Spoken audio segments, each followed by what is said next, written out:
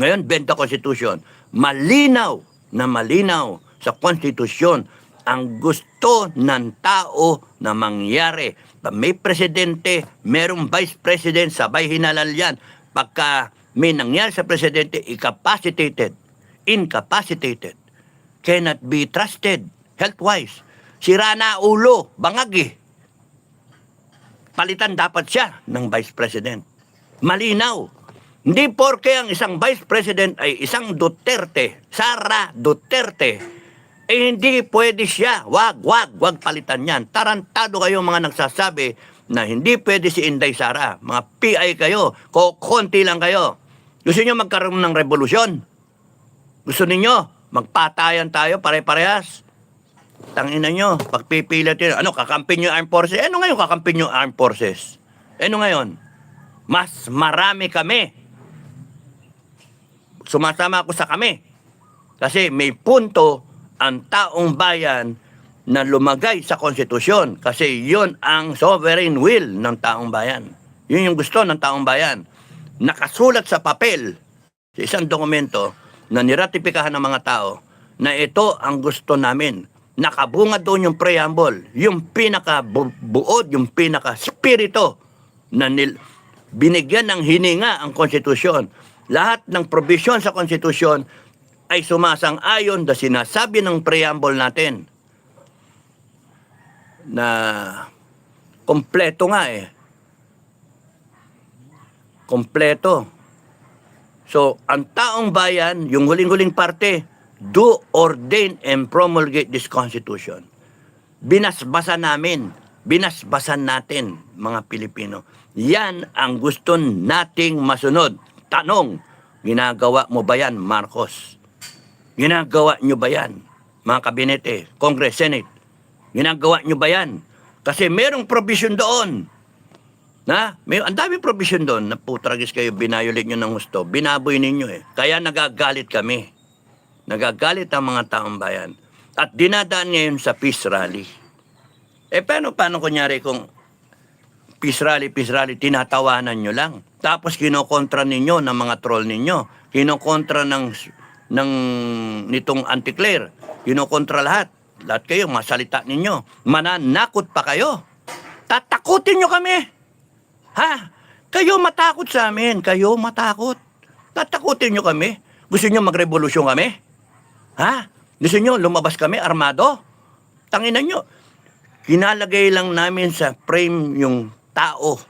Pumapayag kami, ilagay nyo kami sa kahon na peace rally. Pero ikot-ikot lang kami, ikot-ikot. Parang mga daga. Pero pagka ang taong bayan nakita na wala kayong ginagawa at patuloy ninyong binababoy ang mga sistema ng gobyerno, ang mga institusyon, at patuloy na pabagsak ang Pilipinas, we will save the country. And we don't care kung sino sasagasaan namin. And we will kill kung kinakailangan. Tarantado kayo. That's the sovereign will. Hindi pwede yung babaliin ninyo yung nakalagay sa konstitusyon natin. We will amend the Constitution because it is our will to amend the Constitution because right now, nakita namin may depekto ang Constitution. Ayaw na namin mangyari ito ulit. Na yung power, nandun lang sa presidente, matapos may eleksyon ng presidente, putragis ayaw nang bumaba. At naggaging kawawa ang mga tao. Putangin nyo, kayong mga nasa gobyerno kayo. Ina nyo, matakot kayo sa taong bayan. All it takes is one son of a bitch na tumayo. All it takes is one son of a bitch na ayusin to, aregluhin to. Following the Constitution. Following the Constitution, we're not after power.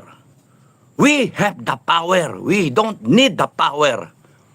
Para sa mga hindi nakakaintindi. Don't think na ako may ambisyon na to hold power. No. It has never left my side. It has never left my side. The power is with the people. Always. Hindi lang natin ginagamit. Kayong mga kababayan,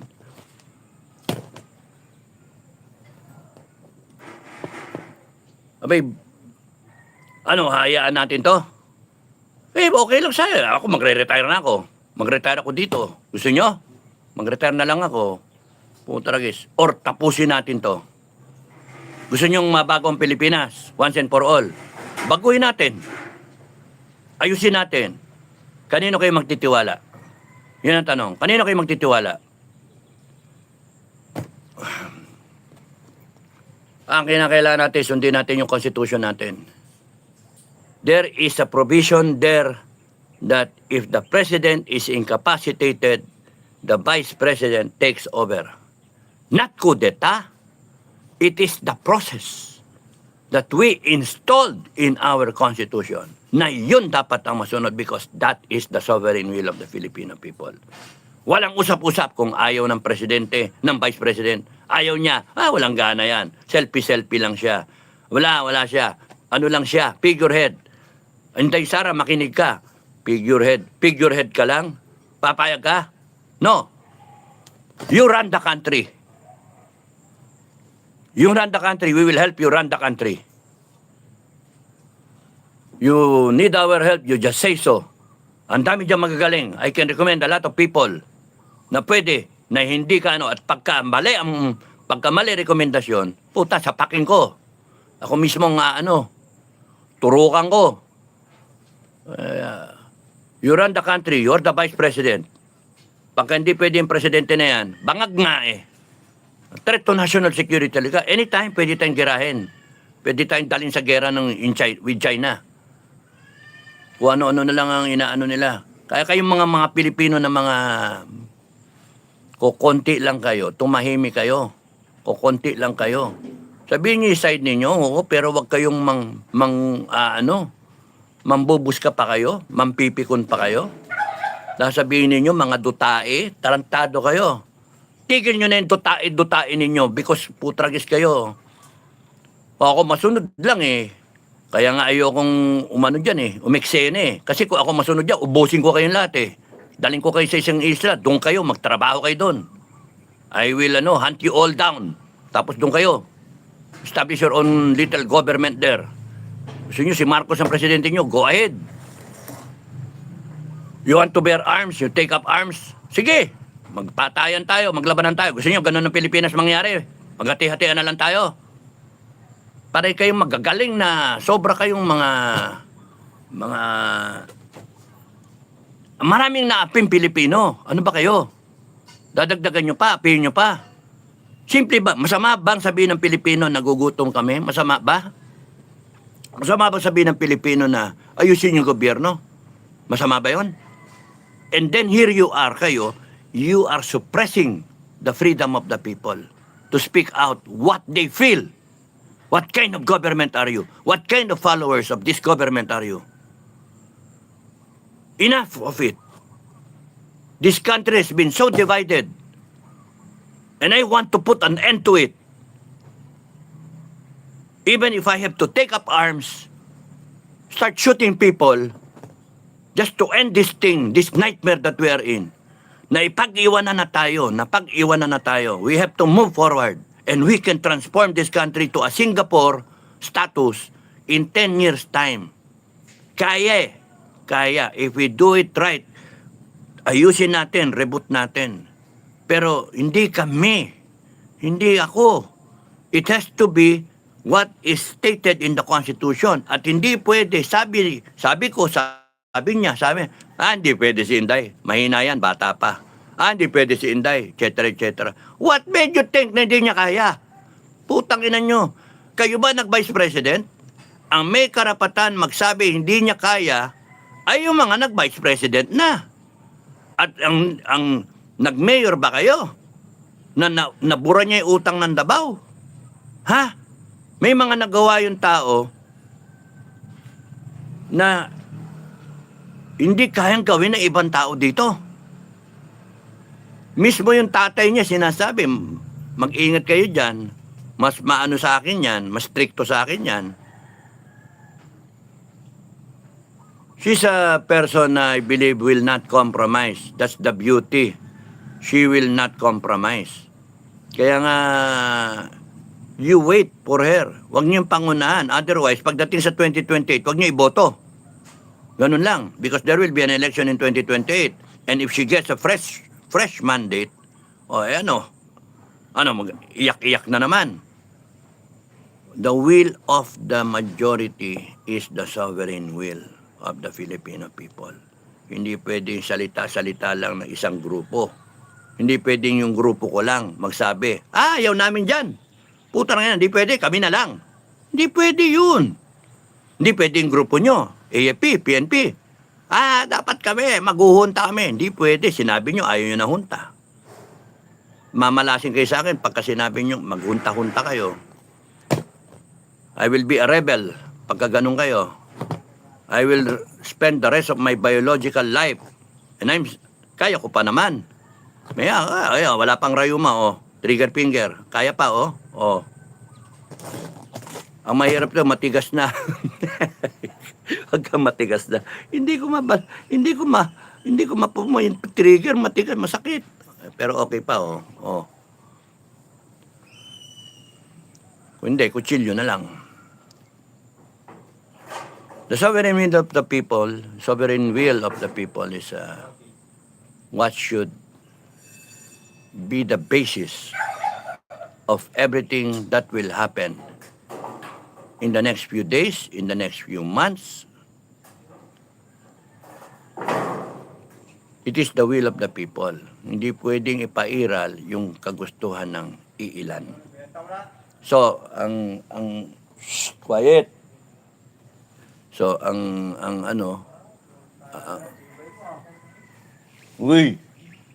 quiet.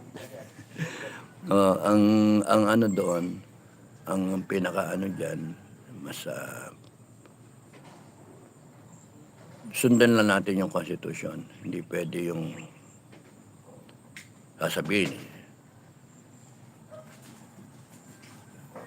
Dawer si Inday. May nagsasabi ng ganun eh. Mas mahina si Inday kay Marcos. Imagine paninira na yan. And then yung ibang bopol na Pilipino, maniniwala naman. Ngayon, kahit kayo may freedom of expression, sabihin nyo yung ninyo, pero wag to the point na nakakagulo kayo eh. Sabihin nyo, sige, may magnanakaw sa gobyerno.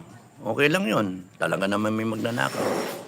Pero yung opinion nyo kunyari na hindi pwede si Inday, okay, hindi pwede si Inday, opinion nyo yun. Pero yung ipipilit ninyo yung inyong kagustuhan na hindi nasang-ayon sa konstitusyon, yun yung mali. Di ba? Mali na yun. Kasi yung nakakarami, actually, nasa fundamental law of the land. Hindi pwedeng bend the Constitution. Doon pumapasok yung sinasabi ko sa una. Bend the law, bend the Constitution. You cannot bend the Constitution. It's very clear. Anyone who violates the Constitution, kalaban ng taong bayan. Hindi tama yun. That's why na kailangan i-correctin natin yung notion. So, maliwanag na maliwanag, hindi pwedeng isang mayor. Ha? Akala ko ba pati kayo nagtaas ng kamay? Uphold the Constitution.